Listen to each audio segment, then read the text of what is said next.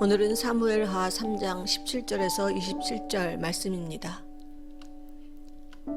이제 사울 집안의 장수 아브넬은 이스라엘을 다윗에게 바치기로 결심합니다.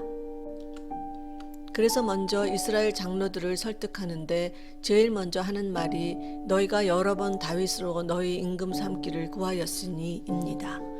그리고 그 다음 다윗의 손으로 이스라엘을 구원하겠다던 하나님의 약속을 상기시킵니다. 아브넬에게 먼저 중요한 것은 하나님의 약속보다 이스라엘 장로들의 마음인 것을 알 수 있습니다.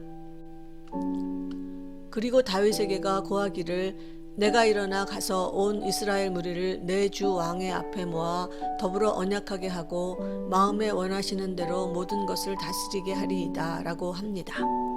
여기서도 하나님의 약속에 관한 언급보다 내가 하겠다고 합니다. 이 일을 시작하게 된 계기도 이스보셋 왕에게 모욕을 당했기 때문인데 하나님의 약속을 이행하는 과정에서도 모든 것이 인간의 잣대이며 자기 뜻대로입니다. 그래도 어쨌든 이런 부족한 인간을 통해서도 하나님의 역사는 이루어지고 다윗은 평화적으로 유다와 이스라엘을 통일하게 됩니다. 하지만 문제는 다윗의 신복 요압입니다. 아브넬이 요압의 사랑하는 동생 아사헬을 죽였기 때문입니다. 전쟁에서 크게 승리하고 돌아온 요압은 아브넬이 평안히 돌아간 것을 알게 됩니다. 이제 평화적으로 나라가 통일되어 하나님의 역사가 이루어지려는 순간 자기 동생을 죽인 아브넬에 대한 요압의 복수심이 걸림돌이 됩니다. 복수심에 눈이 먼 요압은 모든 것을 부정적으로만 판단합니다. 아브넬의 진정성을 보지 못하고 요압은 다윗에게 그가 왕을 속이기 위해 왔다고 합니다. 이런 부정적인 판단은 자칫 다윗 왕에게 영향을 미쳐 평화적 통일이라는 대사를 하나님의 역사를 그르칠 수도 있는 일이었습니다.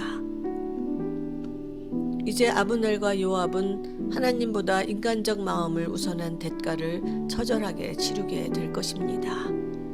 오늘 말씀에서 우리가 교훈으로 얻을 것은 복수심에 의한 잘못된 판단입니다. 훌륭한 신복이었던 요압이 복수심으로 다윗 왕께 진실을 보지 못하게 하고 진실을 왜곡합니다. 그래서 자칫하면 하나님의 역사도 망치게 할 뻔합니다.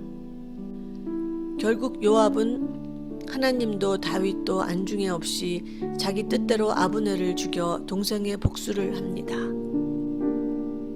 이제 요압의 인간적 복수는 뜻을 이루었지만 자기 멋대로 한 이 행동은 반드시 대가를 치르게 될 것입니다. 복수심은 하나님이 주시는 마음이 아니고 사탄의 마음입니다. 그것은 상대를 향하는 것 같지만 사실은 나를 죽이기 위한 사탄의 기막힌 계략입니다. 사탄이 주는 생각의 결말은 항상 나 자신의 파멸이며 공동체의 파멸입니다. 먼저 그것은 진실을 왜곡합니다. 거짓을 사실로 믿고 생각은 점점 더 진창 속으로 빠져듭니다. 그 생각을 계속하는 한 거기서 빠져나올 방법도 없습니다. 그렇게 생각 속에 허우적대다 우리의 영을 죽게 하는 것이 사탄의 계략입니다. 그 안에서 무슨 생각을 하고 무슨 충고를 들어도 인간의 생각으로는 빠져나올 길이 없습니다. 방법은 하나, 하나님의 동아줄을 잡고 죽음의 늪을 벗어나야 합니다. 하나님의 말씀의 검으로 나를 계속 끌어내리려는 사탄의 유혹을 쳐내야 합니다.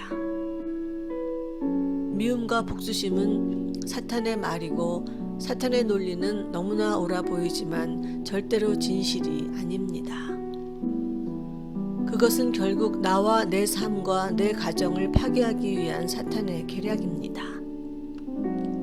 왜냐하면 그 마음 때문에 다른 모든 좋은 것들도 제대로 볼 수 없기 때문입니다. 우리의 영은 오직 하나님의 마음을 품을 때만 숨쉬고 살 수 있습니다.